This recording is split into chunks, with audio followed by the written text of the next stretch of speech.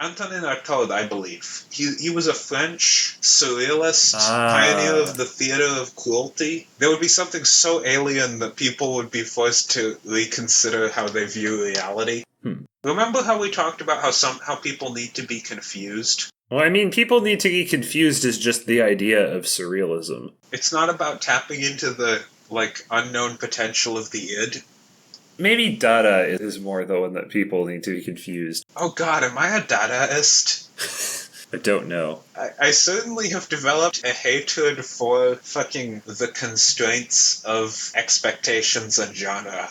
Even literary fiction. Serious literary fiction is in its own way constraining. I read some review of one of the books in the Maslan Book of the Fallen series. It was called The Gardens of the Moon. Fantasy book. The critic said that the author aspires to be China Miéville but settles comfortably in George R.R. Martin territory. He says that this author is aspiring to stuff, but in the end it's broadswords clashing, buckles, swashes, maidens wooed, justice prevails in the end. And I'm like, first of all, George R.R. Martin is only nominally that. Yeah. And secondly, I have a suspicion you just like China Miéville because China Miéville signposts the right new weird trappings. I read a lot of reviews of books and snippets of reviews of things.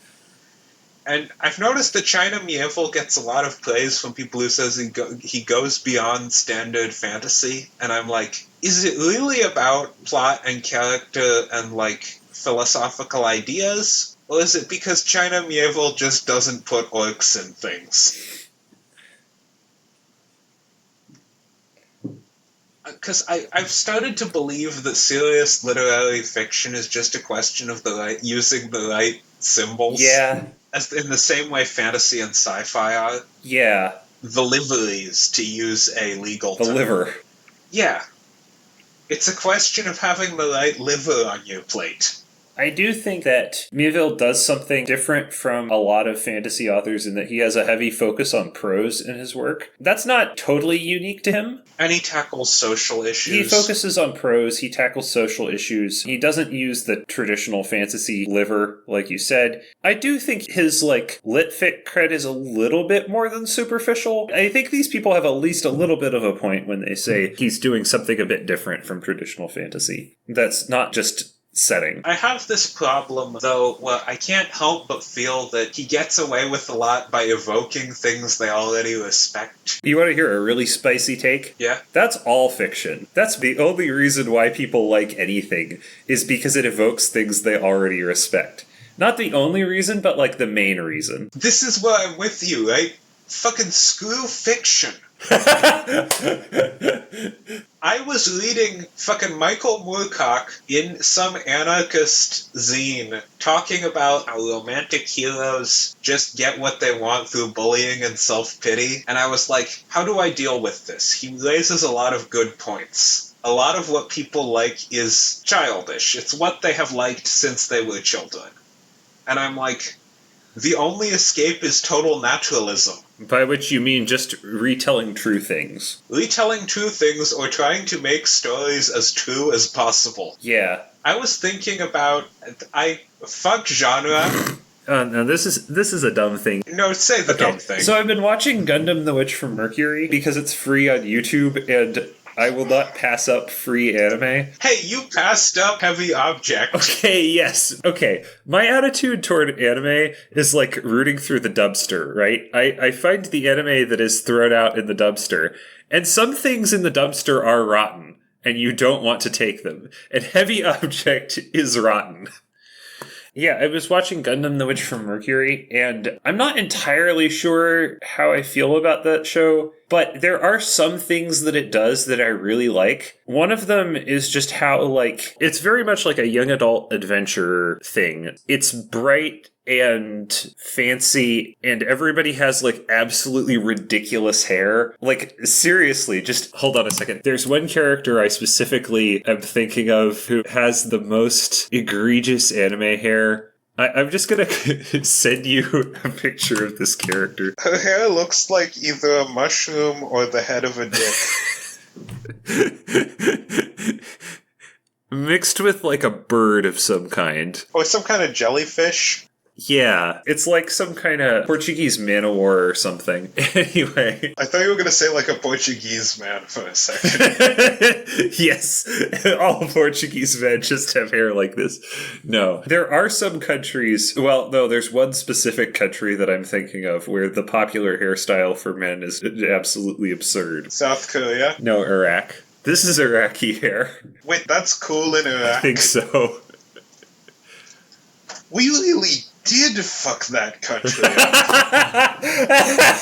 All of my claims about successful Iraqi reconstruction just went out the window. The damage will never be undone. God, that's horrible.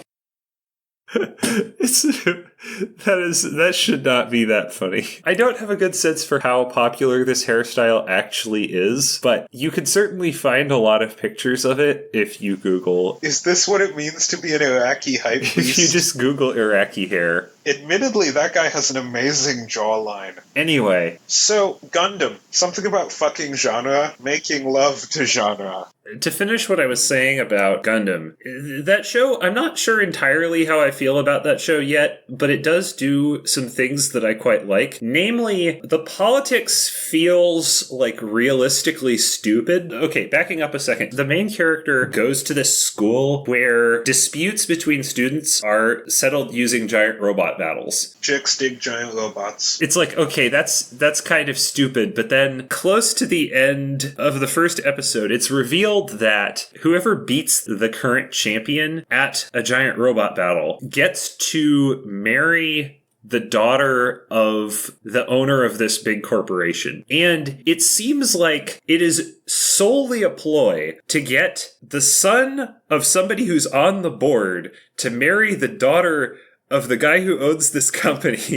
This entire giant robot battle system exists solely for this reason. And then Protag Girl wins because she has the best robot, which is called Gundam, because the show is called Gundam. Wait, you're suddenly turning into Jeff Thu. It turns out it is illegal to build a Gundam. And so there's an entire, scene where the main character's mom gets questioned by the board of this company because they think that this robot is a Gundam, and she's like, no, it's not a Gundam. And then they're like, we think it's a Gundam. And she's like, there is no way you could possibly prove that. There's this entire subplot about whether the people who are illegally making Gundams will be able to continue illegally making Gundams.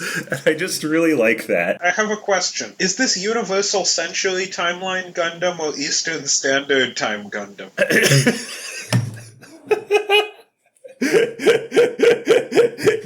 It's Central Daylight Time Gundam. That is not actually my original joke. That came from an ROTC guy. That's really good. I made some joke about Gundam having multiple timelines, and then he said something about Eastern Standard so good. Time, and it was good. Shout out to Randy Sneed, by the way, the guy who came up with that. Yeah. That was his real fucking name. Point is, Gundam the Witch from Mercury, tentatively good. It does some interesting things. It injects dumb real-world politics into mecha, and it's great. Though, to be clear, I'm not talking about playing with genre. I'm talking about completely disregarding genre. What's a piece of fiction that completely disregards genre? John Hodgman's Complete World Knowledge trilogy. Oh, yeah. It is every genre. And also an extended parody of nonfiction. If we ever make that Better Ruby thing, I think that is something that has no genre. It's not every genre, but it is a lot of genres. I'm trying to think of another thing that has no genre. I would say House of Leaves, but I'm not sure if House of Leaves runs on a lot of literary and experimental fiction cliches, or if it invented some of them. But part of the reason I feel like literary fiction does have cliches is the idea of the fictional manuscript or fictional piece of media inside the story infecting and changing the world of the main story. It's Plern. Oh yeah, that's the other thing. People love to rip off Borges. Oh, yeah. Yeah. My point is actually, going back to that, to use the Charlie Manson quote... Charlie Manson? Yeah, in his interviews when he was talking about why he chose not to become a rock star with his prodigious musical talent. Did he actually have prodigious musical talents? He was pretty good. But, like, totally unproducible. He refused to take advice or be worked with. Point being, he said, on the subject of the music recording industry, man, this is a bigger prison than the one I just walked out of. Yeah. Is that the quote at the beginning of Beware by Death Grips? Yes, and that's what I think about literary fiction. Because I was thinking about genre fiction and serious literary fiction. I was like, that is also a weird insular world where you need to fucking signpost and follow the rules. Miville maybe has the best of both worlds, because he gets to write fantasy without having to appeal to fantasy fans. He has to appeal to the kind of people who like his version of New Weird, so... I'm not sure he's better off. That's an equally bullshit in-group. So, what we need to do is write something that has no in-group. Well, it's much easier, in my opinion, to try to, like, hit all of the in-groups. Write a story that is long and loose and covers a lot of things and a lot of moods and a lot of ways of telling information. Another story that's kind of like that is Gurren Lagann. It's not so much that Gurren Lagann is every genre as that it changes genre like 5 times. But it's shonen as fuck. It is shonen as fuck, but it pulls from a lot of other things. Mm-hmm.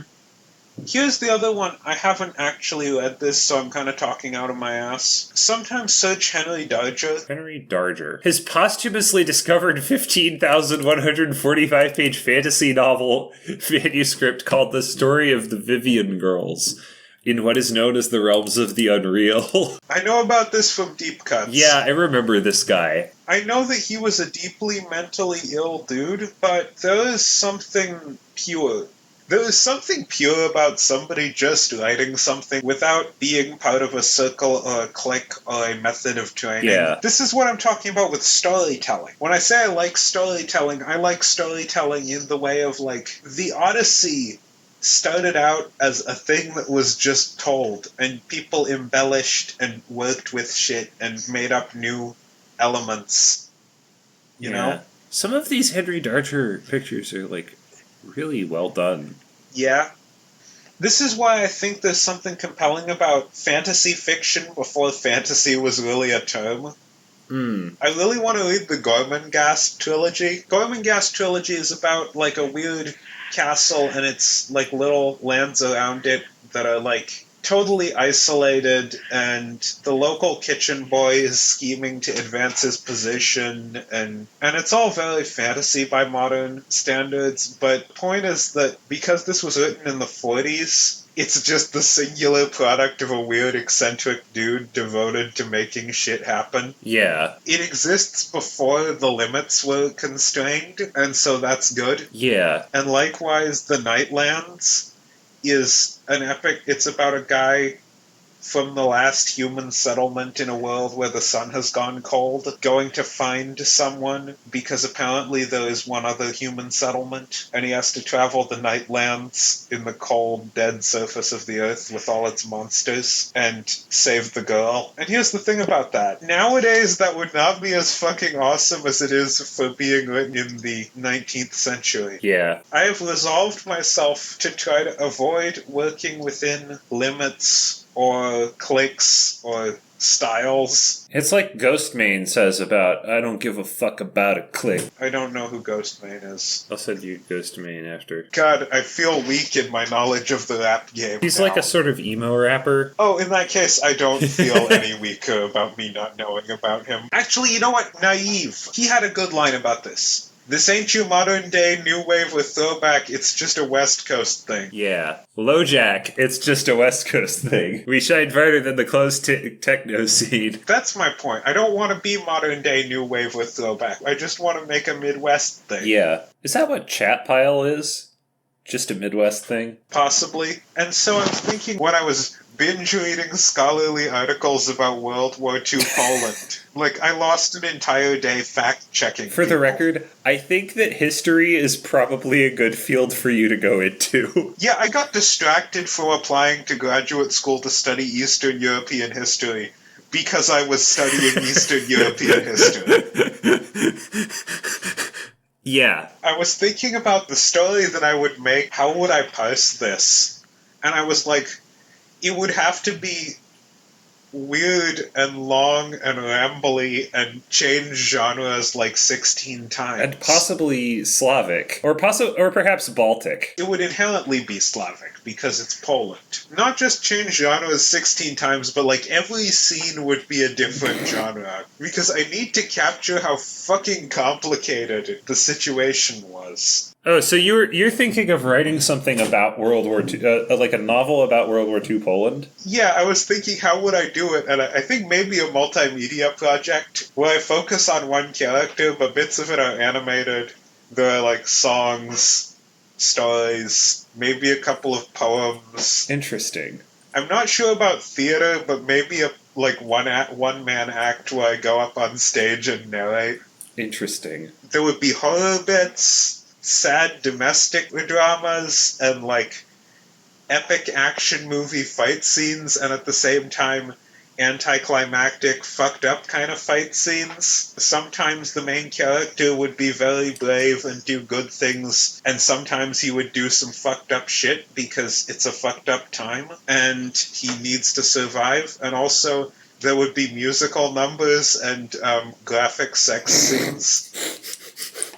This sounds like... Oh god, this sounds absolutely wild.